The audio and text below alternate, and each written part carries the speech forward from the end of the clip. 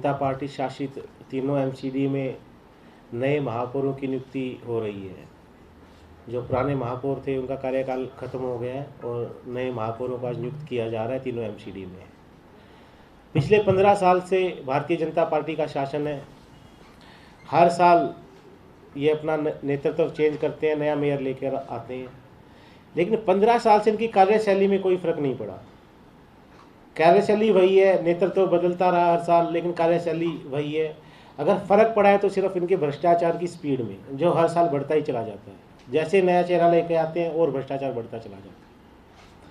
और आज अगर पिछले 15 साल की भारतीय जनता पार्टी की अगर उपलब्धि की बात करें कि 15 साल में एमसीडी की अगर कोई उपलब्धि है, तो मुझे ऐसा लगता है इनकी एक ही उपलब्धि है कि दिल्ली के तीनों कोने पर इन्होंने जो कूड़े के पहाड़ बना दिए, एकमात्र इनकी यही उपलब्धि है। इसके अलावा आप दिल्ली की जनता में के बीच जाकर बात करोगे तो एमसीडी को मोस्ट करप्ट डिपार्टमेंट कहते हैं।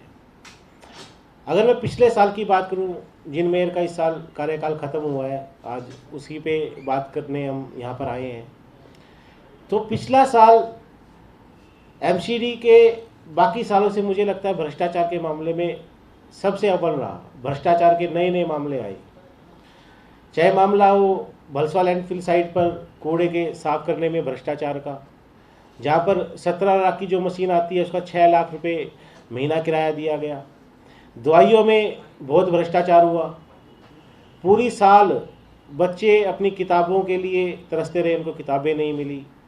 जो mid day meal dry ration उनको मिलना चाहिए था वो नहीं मिला। क्यों? क्योंकि भारतीय जनता पार्टी का नेतृत्व सिर्फ और सिर्फ भ्रष्टाचार में लगा रहा।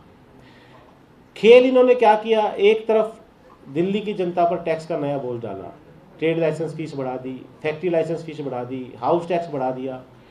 दिल्ली की जनता को लूटने का कोई भी मौका इन्होंने नहीं छोड़ा। और दूसरी तरफ पार्किंग वालों के पार्किंग माफियाओं के और विज्ञापन माफियाओं के करोड़ों रुपए माफ़ कर दिए।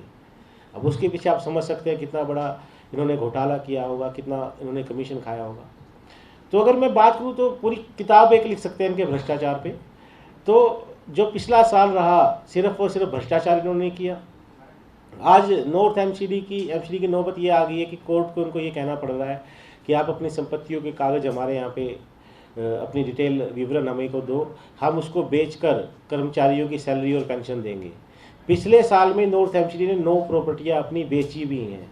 मतलब हालात ये आ गए हैं कि जो इनके पास था वो तो इन्होंने लूट लिया, अब एमसीडी की प्रॉपर्टियों को बेचकर अपनी जेब भर रहे हैं। आज फिर ये नए चेहरे लेकर आए हैं, लेकिन जो भी चेहरे आते हैं मुझे ऐसा लगता है कि भारतीय जनता पार्टी का जो ऊपर का नेतृत्व है, वो जो भी अपने मेयर बनाता है, जो भी चेहरे लेकर आता है, वो सिर्फ पैसा इकट्ठा करने के एक एजेंट के रूप में लेकर आता है। वो कुर्सियों पर बैठते हैं और पैसा इकट्ठा करके अपने नेताओं तक पहुंचाते हैं और अपनी जेब भरते हैं।